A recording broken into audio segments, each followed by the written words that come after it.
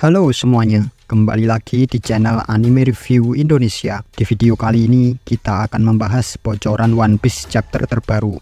Tanpa basa-basi lagi, yuk mari kita bahas bersama. Judul chapter 1110 adalah Bintang yang Jatuh. Chapter dimulai dengan reaksi beberapa orang ketika mereka melihat petir hitam di Egghead. Para raksasa dan pasifista masih terus menghancurkan kapal angkatan laut. Di Marijoa, ruangan Kurosei sekarang kosong.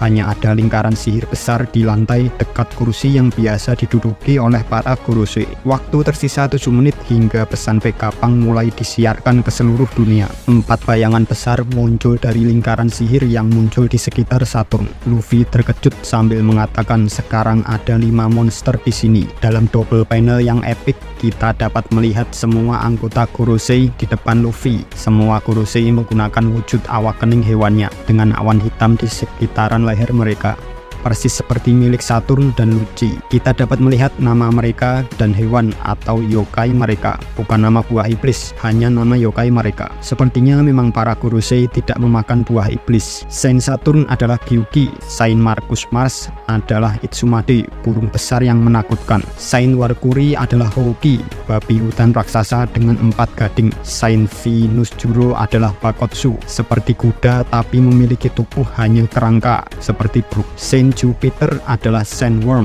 monster cacing raksasa. Nusjuro kemudian menggunakan kekuatannya untuk melihat lokasi salah satu pasifista. Kemudian dia lari menghampirinya. Nusjuro menggunakan wujud hybridnya.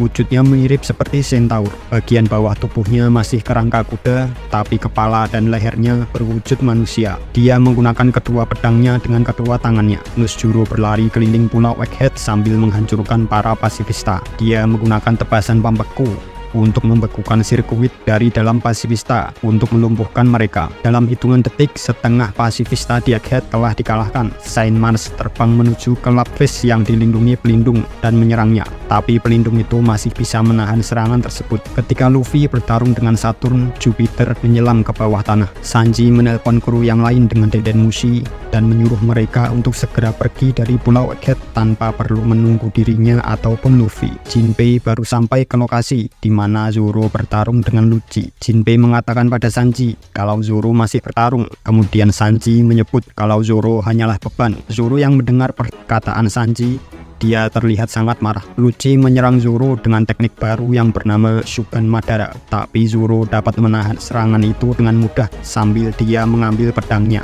Kemudian Zoro langsung menyerang Lucci dengan teknik baru yang bernama Santoryu Kokoba Madara Kiri. Zoro mengalahkan Lucci langsung dengan satu serangan tersebut. Kita juga dapat melihat kilatan hitam di sekitar Zoro, yang berarti Zoro menggunakan hakinya. Kembali ke Luffy yang melawan Kurosei. Jupiter yang sebelumnya menyelam ke bawah tanah tiba-tiba muncul di bawah Luffy dan menelannya. Tapi Dory dan Grogi datang di waktu yang sama. Dalam double panel yang epic, mereka berdua memotong kepala Jupiter dengan serangan yang dinamakan Taiyonoko, yang membuat mereka bisa membebaskan Luffy. Sama seperti scene saat di Little Garden ketika Dory menyelamatkan Luffy dengan memotong leher dinosaurus. Luffy terkejut ketika melihat para raksasa ada di pulau Egghead. Dory dan Brogy mengatakan kalau mereka tidak bisa menunggu lebih lama lagi, jadi mereka ingin menjemput kru topi jerami. Gila, akhirnya terlihat sudah wujud semua Kurosei kali ini. Bagaimana cara Luffy dan yang lainnya menyelamatkan diri?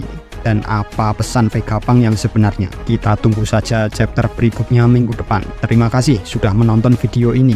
Jangan lupa like, komen, dan subscribe untuk membantu agar channel ini terus berkembang. Tulis pendapatmu di kolom komentar di bawah ya.